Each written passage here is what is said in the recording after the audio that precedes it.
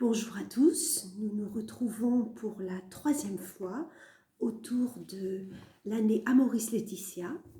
Et donc pour ce mois-ci, nous allons parler du chapitre 3 intitulé « Le regard posé sur Jésus, la vocation de la famille ».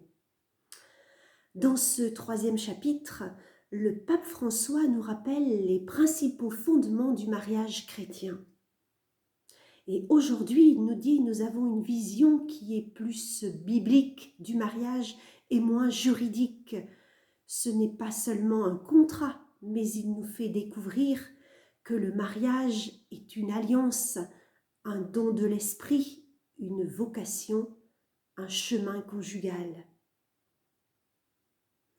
Il nous dit que la Bible reste la source première de ce que l'Église transmet du mariage.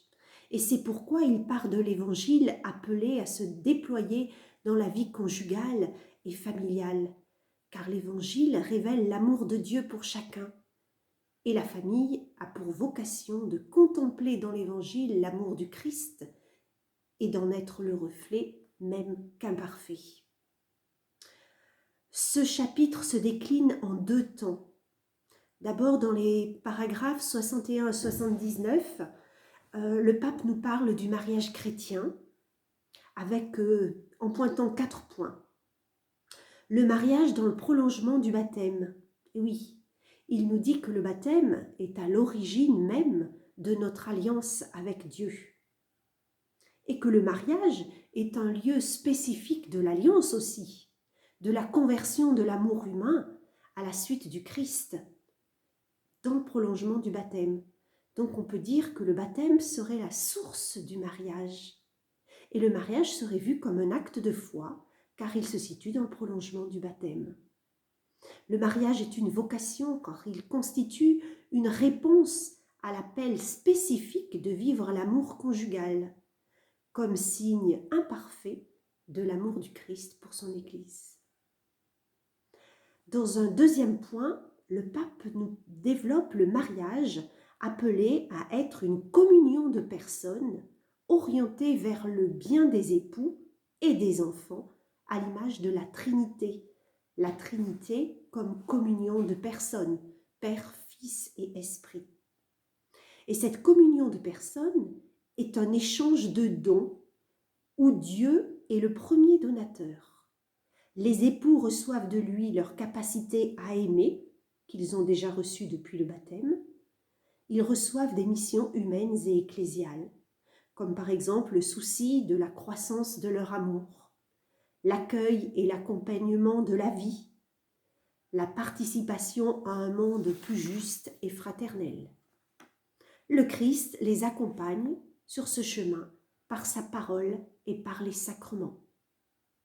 Les époux sont appelés à rendre grâce pour les dons reçus, à les accueillir et à les mettre en œuvre. Troisième point, une communauté de vie et d'amour, avec l'amour au centre de la famille. Le sacrement est un signe de la présence du Christ qui encourage, qui restaure, qui guérit. Le Christ donne au couple son esprit sans limite. Les époux deviennent une église domestique. Quatrième point, la confiance en la présence de Dieu en toute vie, c'est-à-dire même pour les couples d'autres religions, même les couples qui vivent des valeurs familiales et qui sont par exemple non mariés, voire séparés, divorcés ou remariés. Le pape nous parle d'une église polyèdre. Ces couples, nous dit-il, doivent être accueillis, accompagnés, sans être jugés. Mais il y reviendra plus spécifiquement dans le chapitre 8. Le deuxième temps de ce chapitre, c'est la famille comme lieu de protection et de soin de la vie. Et là, il développe le don de la vie reçu dans les couples et il nous dit qu'elle peut prendre plusieurs formes.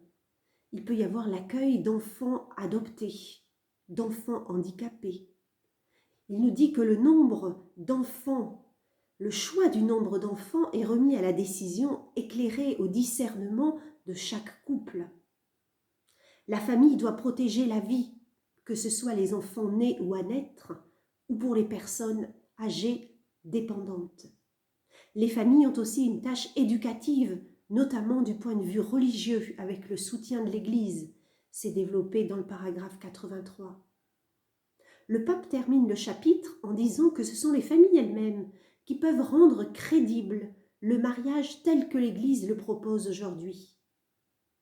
Elles sont le lieu où s'apprend l'amour, le soin mutuel, le don de soi, et elles ont vocation à en témoigner. La famille est une église domestique, en ce sens où elle cherche à vivre en petit ce que l'église, famille des familles, essaie de vivre en grand.